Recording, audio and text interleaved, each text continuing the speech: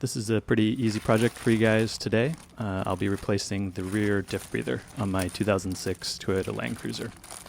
So hopping underneath the car, I'm facing towards the rear of the car. You can see the spare tire there in the background. And the first thing I'm doing is just cleaning up the area with the spare toothbrush and some engine degreaser.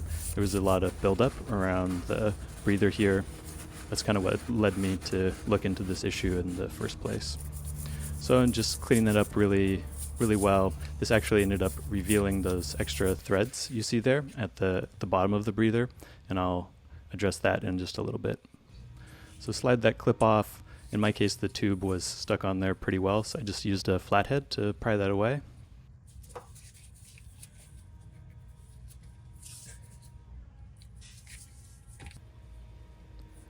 And once that tube is off, now I'll remove the bracket that's holding the tube to the frame. This is a 10mm bolt, and the torque on that is 13 foot-pounds. And that's it, the breather's off. Here's just a quick comparison, the old versus new. Mine was an OEM, so it looks basically the same, maybe just a little bit shorter than the original. Now I'll go ahead and fasten the bracket back to the frame. The only little note here is you see that tab has a little home for it.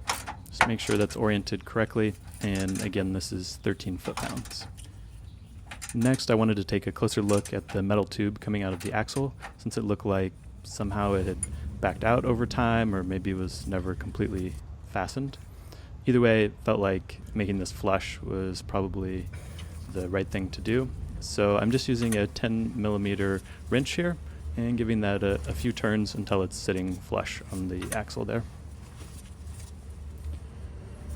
Great, with that flush, we'll just line up the indicator here on the diff breather, grab that clip and fasten it back, and that's basically it. New diff breather ready to go. Thanks guys, hope you enjoyed the video. I'll see you next time.